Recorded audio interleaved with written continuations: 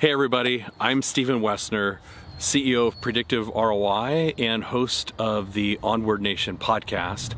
And thank you for tuning in to episode 2 of our new weekly YouTube series. And you'll see I'm not in San Diego for this one. Now I'm back in Wisconsin, and thankfully spring has sprung. You know, the grass is starting to grow, the trees are starting to bud, flowers are coming up. It's just wonderful. So I'm taking advantage of being home in Wisconsin on a nice day, so I'm in my backyard. In episode 1, we heard waves and airplanes and so forth, you know, some auditory distractions and whatnot. But so you might hear some birds chirping and maybe some church chimes in the background, because just right over my shoulder here is the Shrine of Our Lady of Guadalupe here in La Crosse, which is quite a destination. And so you may hear the chimes if we happen to be at the top of the hour. So welcome from La Crosse, Wisconsin for episode 2. And before we dive into the topic for today that I wanted to cover and share with you today, I also want to say thank you. Thank you for all of the wonderful feedback that we received either via email or on Facebook, LinkedIn, Twitter, and for episode 1.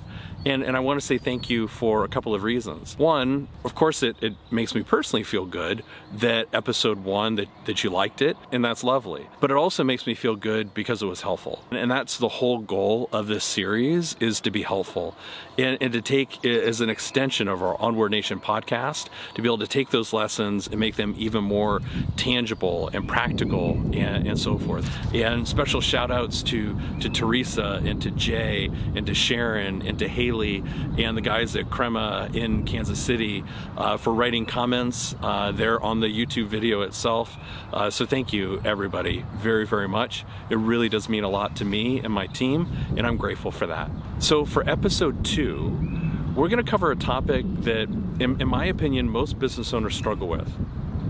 And that topic is how to create content, but then creating content that also drives revenue into their core business, and how that can be part of a sales strategy, certainly as a content marketing strategy, but then also how does that drive leads and revenue back into the core business. And the reason why this is so top of mind, and if you've been listening to Onward Nation for a while now, you know that I've dedicated my last several solo casts to this topic as well, so we could really go deep into this topic.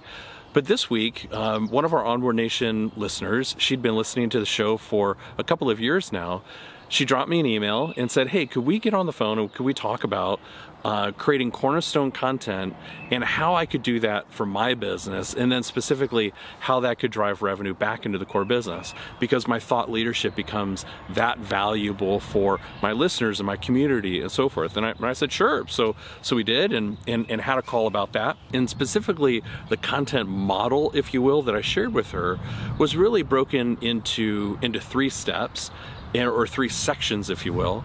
And I'm going to share that with you here in this episode so that you can see what those 3 sections are, and we'll put up some visuals and graphics along the way as well, so you can see that recipe in full transparency and then be able to take it, apply it into your business and into the content strategy that you're either working on now, and you might want to modify and tweak with some of the things that I share with you today, or if you're going to be creating a brand new one. And so hopefully this will be helpful as you build that foundation and that strategy going forward. So that's what we're going to cover today.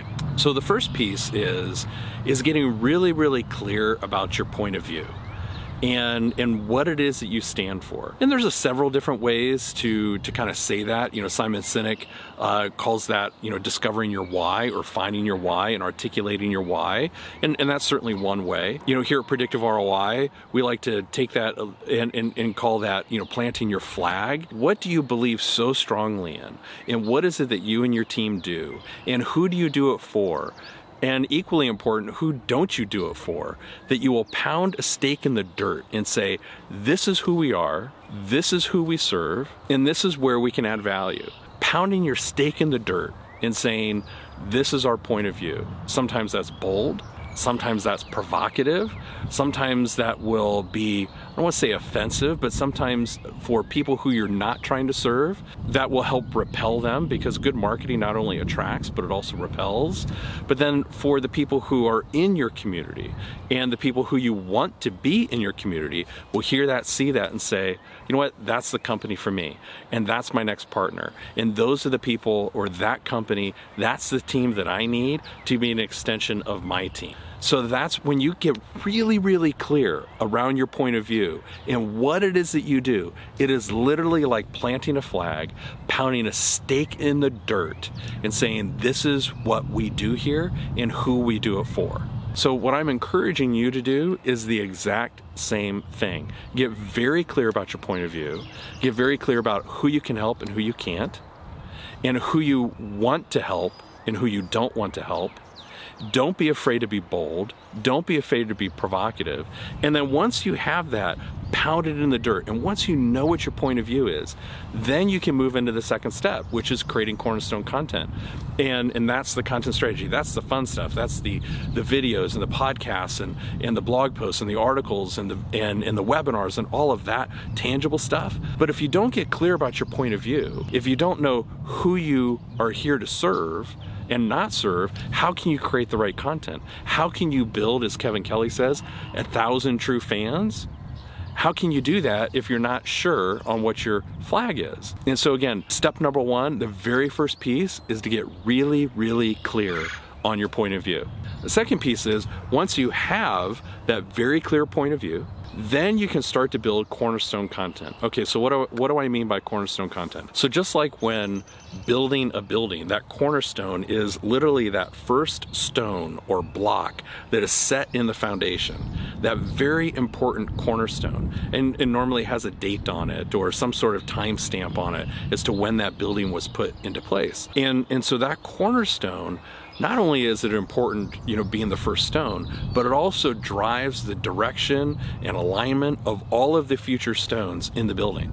So that cornerstone, essentially, if that cornerstone is off, then the rest of the building is going to be off. But if that cornerstone is set exactly the way the architect and the contractor intended, then the rest of the building is going to be right on spec. That's how important the cornerstone is. Okay, so think of your content essentially as cornerstones. You're setting the cornerstone for your content strategy that is based on your point of view. If your point of view is essentially like the blueprints for the building, then that cornerstone is the very first piece that is making that blueprint come to life. So in our world, we think of that as, it could be podcast episodes. It could be a YouTube series like this. It could be articles. It could be a research project. Maybe it's a book. Maybe you have a vision for a best-selling book. It could be any of those types of things. It could be a rockin' awesome blog or series of blogs. But you should have at least one piece of cornerstone content that you can then slice up into multiple channels. So let's say that you have a rockin' awesome YouTube series. You decide you're great on camera, you think it's a lot of fun, it's very uncomfortable for me, but maybe you're the reverse of that and you love it. And the thought of you sitting down and recording new videos on a consistent basis, maybe that feels really, really right to you. Okay, great. So then video would be your cornerstone. And so maybe it's a daily or a weekly YouTube series. And so that is going to be your cornerstone. And then, as I just recently covered in a Onward Nation solo cast, having YouTube as a channel, your cornerstone channel, that's great. But there's much more that you can do with that. So you can take that YouTube video and you could then create a blog post out of it. And so then the YouTube video is embedded in a blog post, and that then goes to your website. You could take that YouTube video and you could cut it up into, let's say, 10 to 20 tweets, a campaign to drive traffic back to that YouTube video. You could take that YouTube video, you could transcribe it, and it becomes a book chapter. You could take that YouTube video, transcribe it, and it becomes something you might want to submit for a publication like an Entrepreneur or Fast Company to Inc. You could take a series of YouTube videos, and maybe those become the foundational content for a research project, or perhaps, again, chapters in a book. The key piece with Cornerstone content, and really kind of the litmus test to know whether or not it's truly Cornerstone content or if it's just a piece of content, is whether or not you can transform it, if you can slice and dice it, as we like to say. If you can take that Cornerstone and slice and dice it into multiple pieces of content. And why that's important is because your Cornerstone channel, maybe YouTube, or it might be iTunes if it's a podcast, channels, but then being able to take that out of just podcast and move it into, you know, social channels or written channels, and then it makes it look like you're everywhere, that your content is everywhere, when the reality is you've built a very, very solid Cornerstone channel, and then you've strategically sliced and diced your content across many, many channels. So that's the key. So step number one is to get really, really clear about your point of view, right? What it is that we do here. You and your team got to get really, really clear about that. And then creating Cornerstone content on a consistent basis, which then turns into your thought leadership around your point of view that is helpful to your audience, and then slicing and dicing it into multiple channels. Because a true thought leader is across multiple channels, not a one-trick pony. So just like you'll find us in YouTube, you'll find us in podcasts, you'll find us in LinkedIn, you'll find us in some publications with written content. We have books. The same type of thing for your content. So it's not just podcasts, it's not just a blog, it's not just YouTube, but instead of creating content for all of those channels, you know, original content, instead, it would make much more sense for you to create a rockin' awesome piece of Cornerstone content, a video for your YouTube series, and then your team slicing and dicing it to create native content for those other platforms, those other channels, native so that it fits and it sounds right and the context is right and all of that, and the right number of characters, the right image size, and all of that, but it's still coming off of that one piece of original Cornerstone content.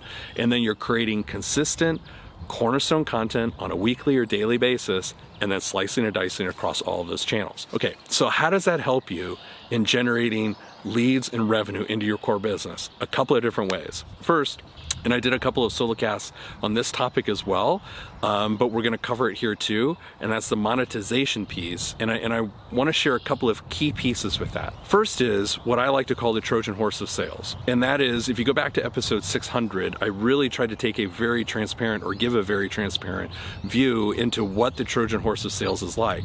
Now, you won't want to do this for every single one of your interviews or episodes, but I do think that you should bake this in as part of your overall strategy. And the first piece is getting really, really clear about the Dream 25 prospects. The Dream 25, the people who you would most want to do business with within your company. But for whatever reason, you just haven't received an at-bat. Maybe they're not aware of you, or maybe they don't know about your capabilities. There's a litany of reasons as to why you haven't received an at-bat yet, but you can use your content as a way to open the door. Now, I'm not talking about that every single one of your interviews should be a prospect, because that's gonna be kind of a yucky platform pretty quickly. And then people are gonna start to say no to being on your show.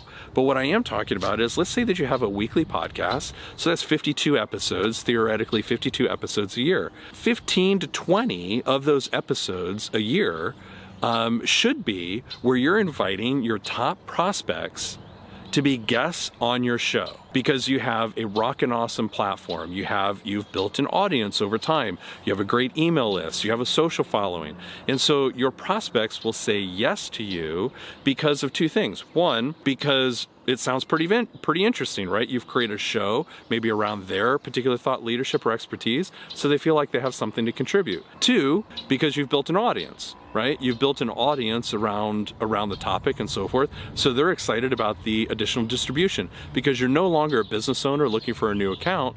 You're actually a media channel, and you're giving them an opportunity to share their thought leadership and so forth. And lastly, it's probably gonna be fun, and they're intrigued about what it is that you're doing too, and so, you know, they want to spend some time with you. So there are several reasons as to why somebody is going to say yes to be on your show. So Once they've said yes, and you have an incredible interview, and you've done a really, really good job of highlighting their expertise and highlighting their insights and wisdom. This is not about selling, okay? You're not selling during the interview. You're not selling in the post-interview chat, right? Once you've had this opportunity to develop a relationship, your podcast, your YouTube channel, your blog, wherever you're interviewing them for, or whatever you're interviewing them for, then that has done its job. It has been the Trojan horse of sales and opening the door for you. But next is, how do you take that relationship further? How does it become, not an immediate sales pitch? So after the interview is done, you say thank you, and then weeks down the road from the episode airing, you're sharing their thoughts and insights on social media. You've written a blog post about it. Maybe you're a contributor to Entrepreneur, and so then you highlight that person's thoughts and insights within your Entrepreneur article. Maybe you do a video about the things that you learned from Jack and Sarah, your guest names, and you incorporate that into the video. You find additional ways to give and share their insights and wisdom as part of your overall content, and you make sure you tag them in it so they see that in their notifications. Then 2 to 3 months after the episode airs, you loop back to Sarah and say, Sarah, thanks very much for being a guest on my show. I really appreciated that. Your thoughts and insights and wisdom that you shared with me, super valuable for our audience. In fact, when you mentioned X, gosh, that made me start thinking about Y. And you know what? My team and I, we do Y really, really well here at XYZ Firm. Is there a day or time next week that we could sit down and talk about that? Sarah says yes, because you just gave her a great experience as a guest on your show. There was no selling involved, and then everything downstream was all about Sarah and not you, so that when you do reach back out and reconnect, that makes that conversation not sales pitchy at all. It makes it a great opportunity for two business people to come together and see how they can help one another. So that is step number 2, the Trojan horse, taking Cornerstone content, using the Trojan horse, and then everything downstream to get past the gatekeeper and to make sure that you get in front of your top prospects. So then the next piece, now that we've created Cornerstone content, we've thought really strategically about our Dream 25 prospects, we've thought strategically about how the Dream 25, how we could use the Trojan horse of sales, whether we have a podcast, a YouTube series, a blog, a book, whatever is in that interview format. How can we use our Cornerstone pieces of content as that Trojan horse of sales? But then there are several other pieces of monetization that I want to mention here. And the first one is sponsorships. And just to dispel a myth here, you do not have to have 1 million downloads a month if you have a podcast. You do not need to have 1 million YouTube subscribers. You do not have to have, hundreds of thousands of email subscribers in order for sponsorship monetization to make sense for you. In fact, one of our clients, one of our predictive ROI clients, they have a very, very niche podcast. It is a niche industry. Their podcast has less than 1,000 downloads a month. Okay, but it's also serving a very niche industry. And even though it's niche and their podcast, compared to some very large shows may seem small, it is also the podcast in the industry, right? And this is a significant industry with some very large players. And so one of those companies reached out to our client and said, look, we really like the work that you're doing. We think the podcast is awesome. We'd like to be a sponsor. And they're getting ready to ink a 6-figure sponsorship deal because it's not based on audience size. It's based on, is it the right audience, serving the right niche in a very, very specific piece of content. I share that with you because I think it's very common for business owners to think, oh, for Pete's sake, Stephen, I have less than 10,000 downloads or I have less than 1,000 downloads a month. Sponsorship, it's not available to me. I need to have 1 million downloads a month because I hear all of these really large shows touting these large numbers.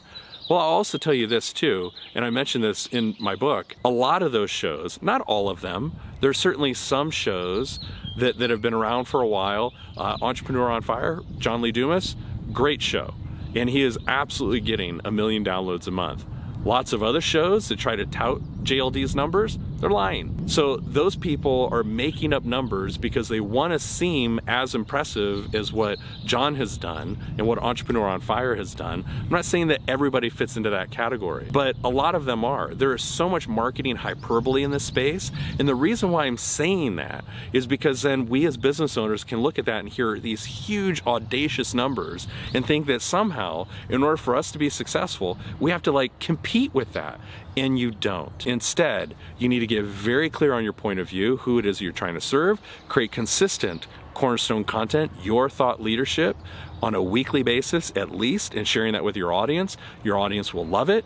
And you build a community around that content, as Kevin Kelly said, 1,000 true fans, and that is the path to monetization, both in direct selling to your guests through the Trojan Horse of sales, or in getting a great sponsorship. And then with sponsorships, to slice that apart too, because as Linda Hollander taught me, who's one of the foremost experts in sponsorships, in six-figure sponsorships, is making sure that you're taking your cornerstones and slicing those apart into the right number of media properties. And we'll go into that in much more depth in a future episode of this video series, but just recognizing right now that your podcast would be a channel, your YouTube series would be a channel, your social media platforms would be a channel.